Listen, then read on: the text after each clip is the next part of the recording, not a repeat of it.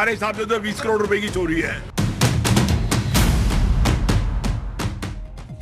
Hello everyone, you're watching The Last Word with me, Marya Shakil. A shocking money heist in the heart of the national capital.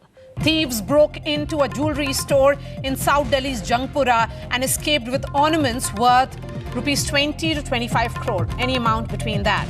The heist, in fact, occurred at Umrao Singh Jewellers, which was established in 1948.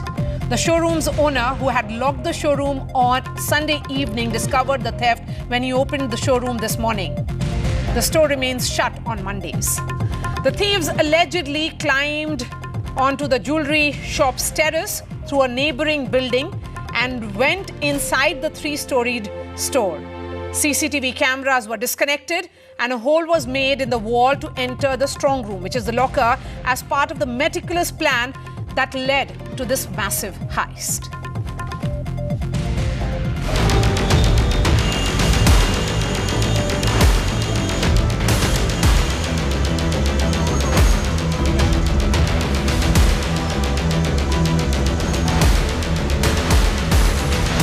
This gaping hole in the strong room of Delhi's famous Umrao Singh Jewellers tells the story of a massive 20 to 25 crore rupee heist from a shop located in one of Delhi's most bustling marketplaces.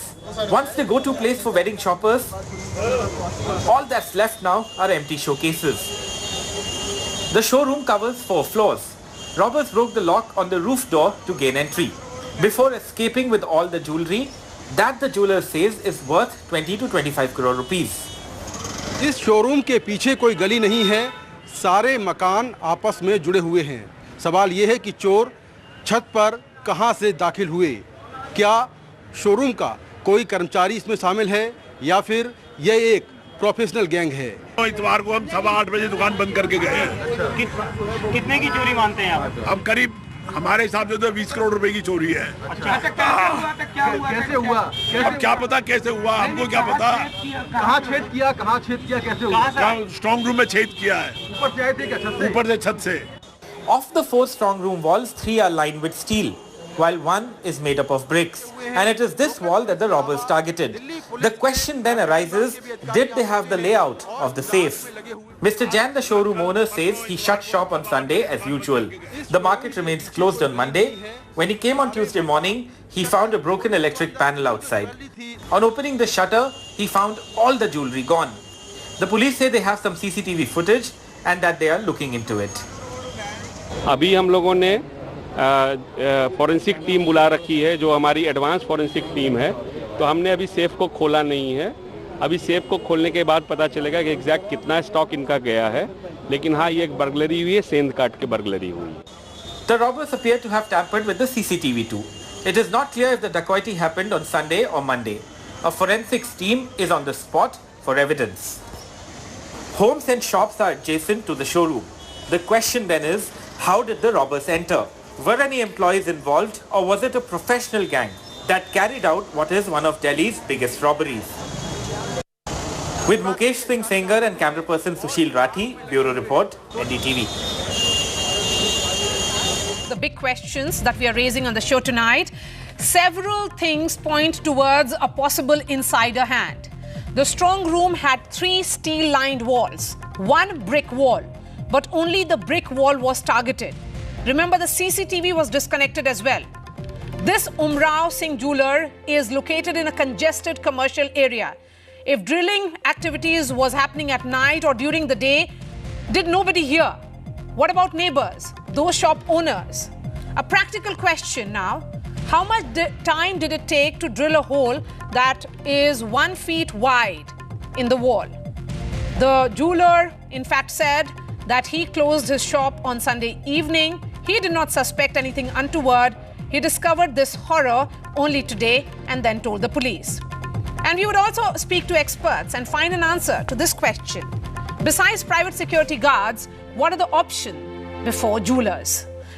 Joining me on the show, Rohan Sharma is director of RK Jewellers in South Extension in Delhi. Dr. Vikram Singh is former DGP of Uttar Pradesh. We have Vikas Shaukin, insurance laws advocate, and he's an expert on insurance law. We have Javeer Singh Rathore. He's a director of a detective company. He'll try and decode as to what really could have happened in those hours or perhaps minutes.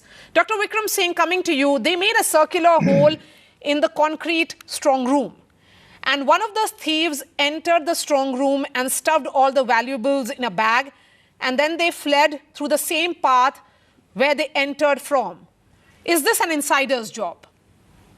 Marya, what you have disclosed just now is extremely important and relevant. There are super specialty gangs who specialize in these kinds of thefts.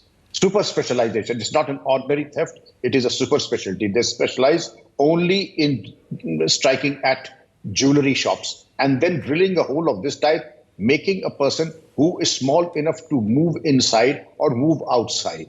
Now, the drilling part and also identifying. It is not possible so easily to identify, pinpoint the amount of loot because the risk was tremendous. Now, the question is 20 to 25 crores worth of jewelry. If it is diamond, I wouldn't utter a word about it now. But if it is gold, gold in today's parlance, if it is 50,000 rupees for 10 grams, 20 crores or 25 crores of gold would translate into 500 quintals of gold. And that is not easy to transport. Presuming it was half gold and half diamond, even then it would not be easy to move. So these gangs, I would not like to name because it is not right and appropriate to name the gang.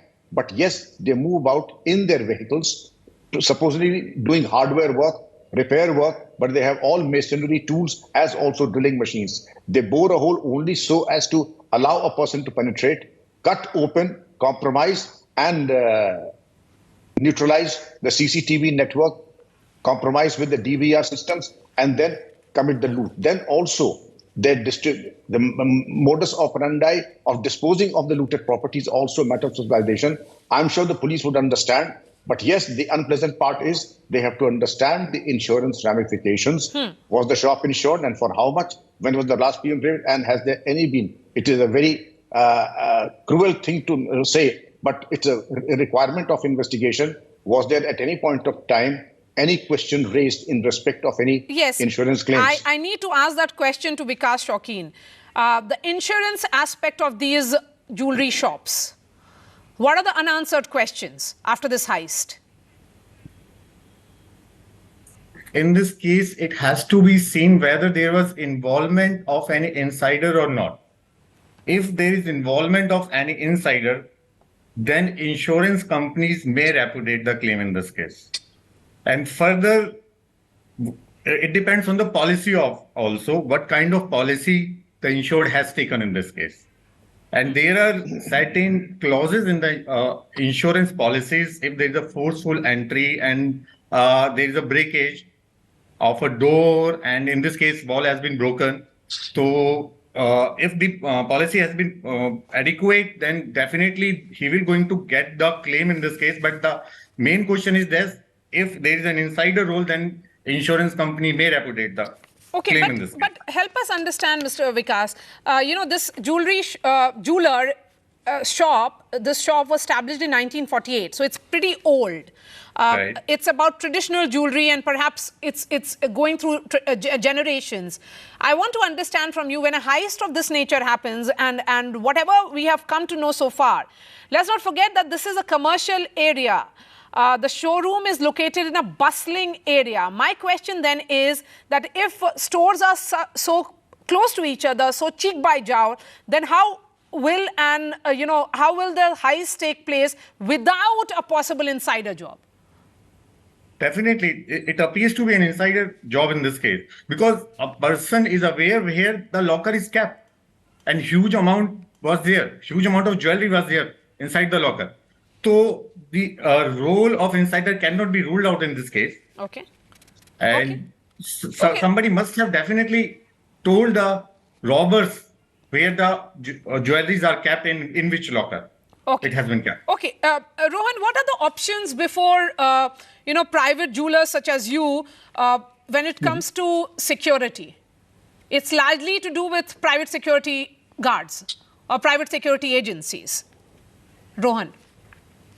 Hi. So, of course, private security agencies and guards are an important part of it.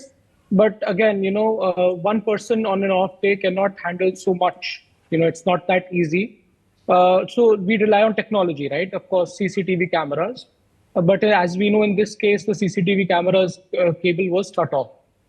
But as we advance in technology, like I've seen in our store as well, and we have international exposure, is that we have motion sensing cameras, especially for the strong room, because something like this only can happen on an off day when the robbers have an extra day to work, right? And because there is so much stock in our strong room that that is the target for any robber, for any big robbery. So having motion sensing cameras, what it does is it gives an automatic alarm to the owner or to the admin head that there is a motion in the strong room which should not be there. And now Rohan, that notification, yeah.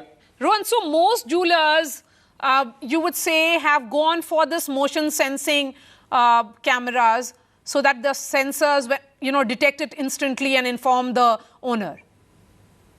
So this is something the technology is not very, the technology is relatively old, but it was not adapted really widely. But yes, it is now being adapted quite a lot. And you can see like smaller applications also, like in baby monitor cameras, that is also motion sensing.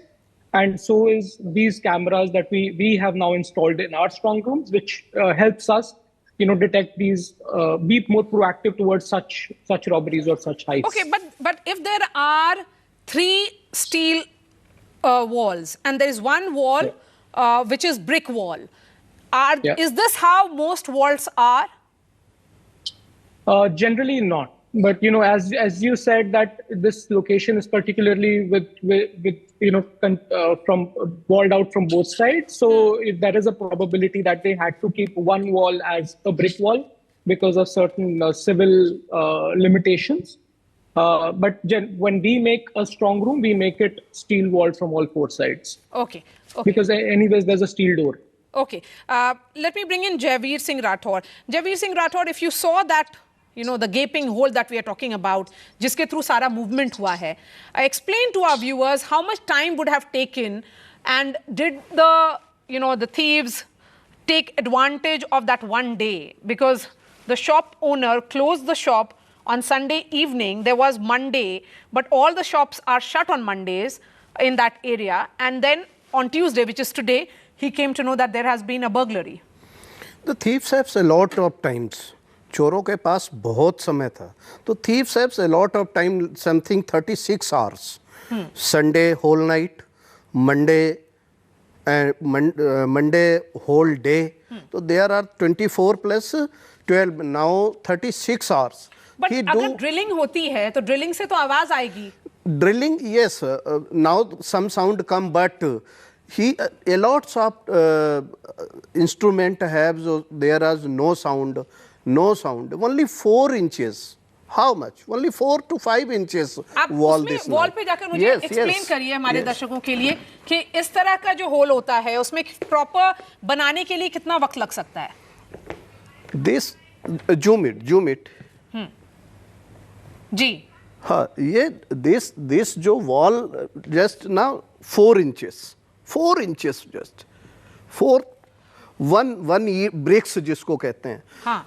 Even now, 1 centimeter, 1 inches or 1.5 inches now uses in plasters. इससे movement हुआ है. Yeah. एक इंसान इसमें से आया है अंदर, उसने चोरी की है और क्या सारा सामान अपने बाकी लोगों को भेजा. But when it break now, na, just like this, madam, this break it.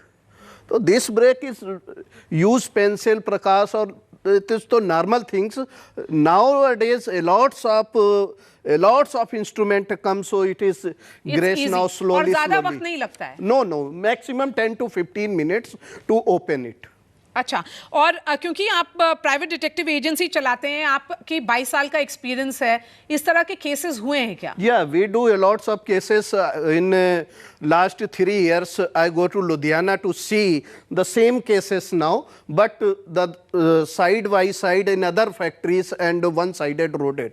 So a lots of times I see these cases now. We do something 3-4 cases now. It is used in self-employed. या personally handed now.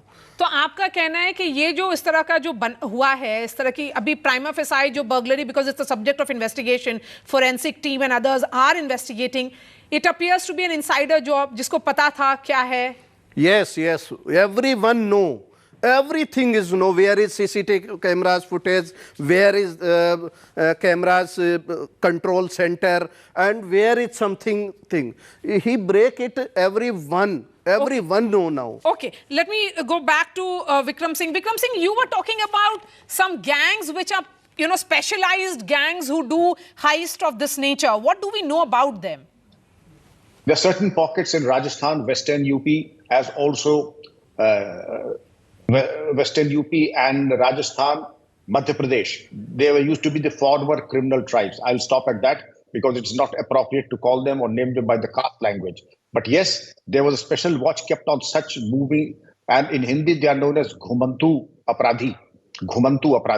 And these specialized gangs dealt only with such matters, and they picked up jewelry and unnumbered currency notes, and however valuable thing may be, but if it is numbered, they would not pick it up like a weapon or a mobile phone or thing. But jewelry they specialized upon because they had known receivers of suspected stolen property whom they would pass on a commission of something to the tune of 30%, and then it quits. Nobody could apprehend them.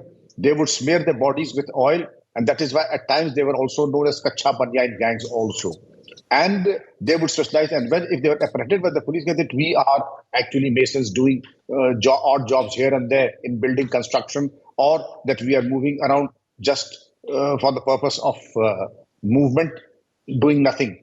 And they are actually known as wandering tribesmen. If I were to look tribesmen. at the biggest heists which have taken place in India, it is about banks.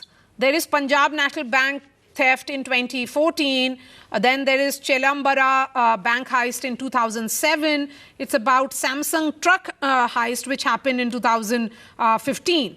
But when it comes to a heist of this nature, when it's a jewelry shop, what do you think makes it a difficult case or perhaps a unique case? Marya, ATM is different ball game. Looting a Samsung truck is a different ball game. And looting a jewelry shop is a different ballgame altogether. But the common denominator is that if one knows how the wherewithal to break open and put somebody of a very small dimension to go inside and penetrate the throat and disable the DVR and disable the CCTV systems, well, they have upgraded their modus operandi and technology both. And therefore, they are fast learners. And I'm sure what we have discussed today has given us sufficient grounds to move in a particular direction and identify. And disclosing too much would also enable, because I'm sure those criminals are also watching your show, or they would be watching your show, and they could be, in fact, fed or briefed about your show, and they could be alerted. But yes, jewelry shops, ATMs, and other such attacks are almost common, and the modus operandi is the same. Mr. Jaiveer Singh has merit in what he has said, that those people are fully aware and rely on the system of informers, either through bribe, corruption, or terror. And yes, the insider provides them the modus operandi and the weak aspects and other salient features about the internal defenses and the watchmen that will go around. So, you made this point, Vikram Singh, and I'll take that question to Vikas Shaukin about the nature of this 20 to 25 crore, whether it's in diamonds or gold. What difference does it make, Vikas? Myra, it has to, it is depend on the policy, whether they have declared about the diamonds or the gold. If they have not declared, then they will not going to get the claim for the said amount. Further, at the time of taking the policy, a person has to declare the value of the articles for which he is taking the insurance. And in case he takes the insurance for the lesser amount and the theft or burglary occurs for more amount, then the insurance companies take the average clause. They will not going to give the entire amount to them. They will going to give the proportionate amount because it was undervalued. The goods were undervalued. So it depends what policy in this case has been taken by the jeweler and how much amount he got insured in the policy. Okay. Rohan, let me give you the final word. How vulnerable are jewelers like you feeling now after this heist? Well, something like this has definitely come as a shock to us because we also run a similar setup. Sunday is the last working day of the week and Monday we are closed. So, and of course, you know, as everybody on the board has said, that there seems to be an internal involvement, and that is the most vulnerable part of any jewelry brand, is that the team that they have, because they know the weaknesses, they know the loopholes and how they can be overcome. So yes, we do feel very vulnerable, but it's an alarm. We need to get our act together. We need to install stronger systems. And as Mr. Vikas said, that the insurance policy needs to be spot on. But when you say stronger systems, if there are sensor cameras already there, what can be stronger than that? I mean, there has to be a wider adaptability. Everybody has to do that. And of course, we have to make sure that those cameras that are sensor-enabled, motion censored, they should be on a separate power backup so that the power cannot be shut off for them. Because when the power is shut off, of course, they will not work.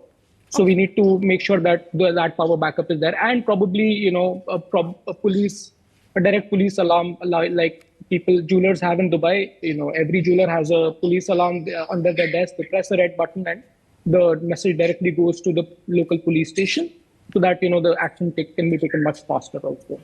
Okay, thank you so much for your time, Rohan, Dr. Vikram Singh, Vikas Shaukin and Javeer Singh Rathore here in the studio.